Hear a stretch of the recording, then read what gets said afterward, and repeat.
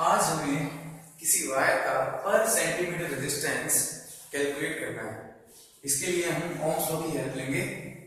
तो apparatus required resistance wire, battery eliminator, voltmeter, range 3 volt, ammeter which has range 3 ampere, rheostat, one plug key, thick connecting wire, etc.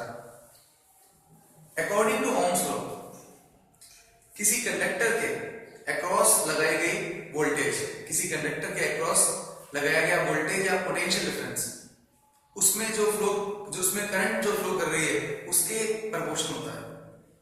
जबकि कुछ physical condition जैसे temperature, dimension same रहनी चाहिए।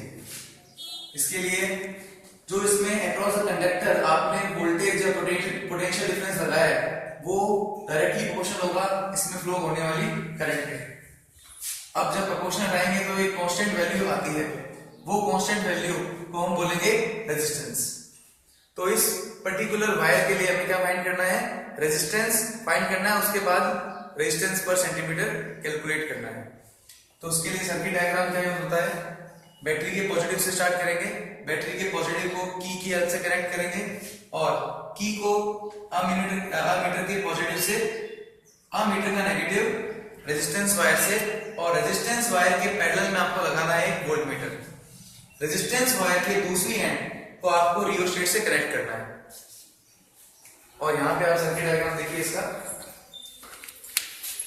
ये battery का positive आप देख रहे हैं की से कनेक्टेड है, की का दूसरा एंड अमीटर के पॉजिटिव से कनेक्टेड है, अमीटर का नेगेटिव वोल्टमीटर के पॉजिटिव एंड से, और वोल्टमीटर का नेगेटिव रियोस्टेट से कनेक्टेड है।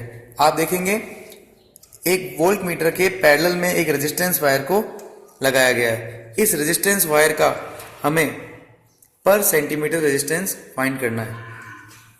इसके बाद रियोस्टेट का दूसरे एंड को हमने बैटरी के नेगेटिव से कनेक्ट किया है। इधर देखिए आप।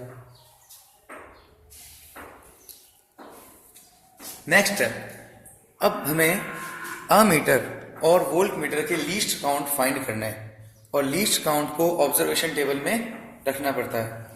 लीस्ट काउंट, तो व्हाट इज लीस्ट काउंट? किसी भी डिवाइस का ऐसा मेजरमेंट जो उसकी कम से कम वैल्यू बताता है या लीस्ट वैल्यू बताता है उसे लीस्ट काउंट कहते हैं। जैसे अमीटर का लीस्ट काउंट क्या होगा? आप देखेंगे कि अमीटर में 10, 20, 30, 40, 50, 60 डिविजन्स हैं और टोटल रेंज 3 है। तो इसका लीस्ट काउंट होगा, लीस्ट काउंट का फॉर्मूला होता है टोटल रेंज अपॉन में number of division.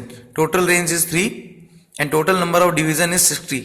Hence, least count is defined as 3 upon 60, which is equal to 0.05 ampere. Now, least count of voltmeter. Voltmeter में आप देखेंगे number of divisions 10, 20, 30, 40, 50, 60 और total range है इसकी 3। फॉर्मूला है टोटल रेंज अपॉन में number of division. Total range is 3 and number of division is 60. So 3 by 60. 3 by 60 is equal to 0.05 volt. Now least count of voltmeter is 0.05 volt and least count of ammeter is 0.05 ampere. तो इन दोनों values को हम observation table में put करते हैं। Observation table, range of ammeter is 3 ampere and range of voltmeter is 3 volt. Least count ammeter scale में 0.05 ampere and voltmeter scale 0.05 volt.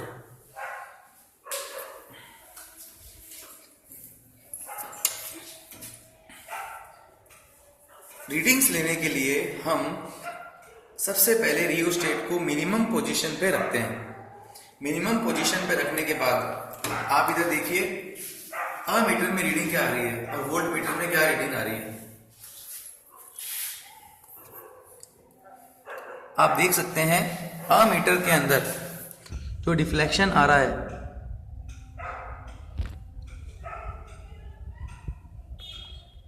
वो 3 है। 3 डिवीजन पर डिफ्लेक्शन आ रहा है और वोल्ट मीटर में डिफ्लेक्शन 8 डिवीजन पर आ रहा है। तो 8th लाइन आप इधर से देखेंगे 1 2 3 4 5 6 7 8। तो ये हम ऑब्जर्वेशन टेबल में रखते हैं, रिपीट करते हैं 3 और 8। ओके, तो 3 number of division in ammeter and 8 number of division in voltmeter. Now number of total reading is equal to number of division into least count. Number of division is 3, least count is 0.05, then total reading is 0.15 ampere. और यहाँ पे आप देखेंगे voltmeter में division था 8, तो 8 into 0.5 हो गया 0.40 volt. Then ratio voltage 0.40 and in ammeter 0.15. Calculating this value,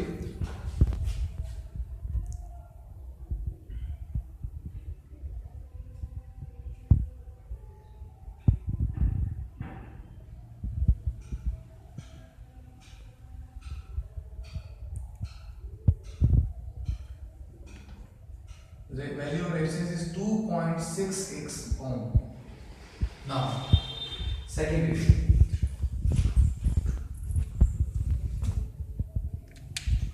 second reading में आप रियोस्टेट की पोजीशन को थोड़ा सा चेंज करेंगे, थोड़ा सा।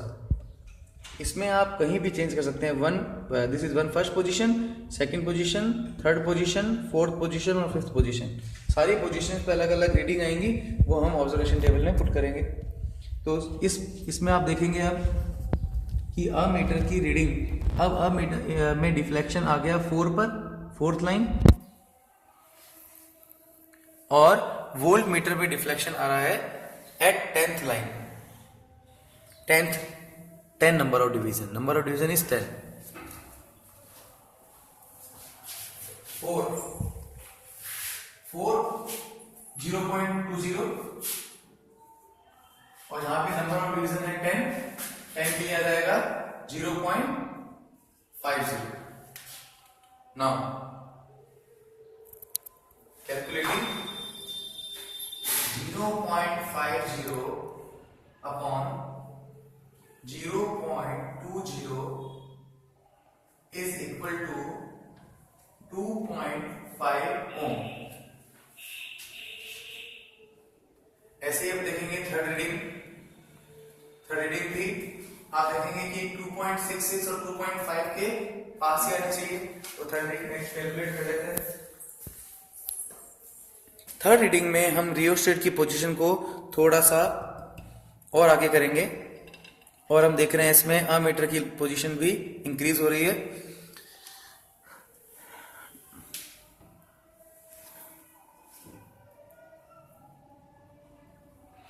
तो नंबर ऑफ डिवीजन जो ammeter में है वो 6। आप देखिए ammeter में नंबर ऑफ डिवीजन है 6 और वोल्ट मीटर में नंबर ऑफ डिवीजन 15 है। 15 दिख रहा है। 6 वोल्ट मीटर में number of division 15। 6 multiply 0.05 we get 0.30। 15 multiply 0.05 we get 0.75। Now calculating this value, 0.75 dividing 0.30,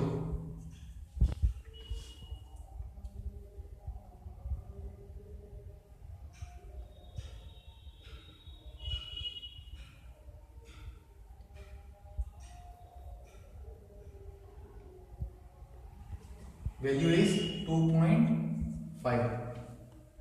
तो आप इसमें ये बहुत जरूरी है कि आपके पास एटलीस्ट 5 रीडिंग में से एटलीस्ट 3 रीडिंग्स आपकी सेम आए। अगर आपके पास 3 रीडिंग सेम आएंगी तो आप यहां पे ग्राफ लोड कीजिएगा वोल्टेज और करंट के बीच में। तो आप इधर रखेंगे एक्स एक्सिस में आप वोल्टेज रखेंगे वाई एक्सिस में आप करंट रखेंगे और आप देखेंगे because resistance is constant and we the graph between voltage and current represent the resistance and we get the straight line, तो रेजिस्टेंस की वैल्यू कांस्टेंट होनी चाहिए, तो इसलिए ये जो स्लोप है, स्लोप की वैल्यू होती है मेरे पास slope equals to del V by del I is 2.5, slope 2.5 आएगा। तो mean value of resistance is approx 2.5 and length of wire is 20 centimeter, then we get the final result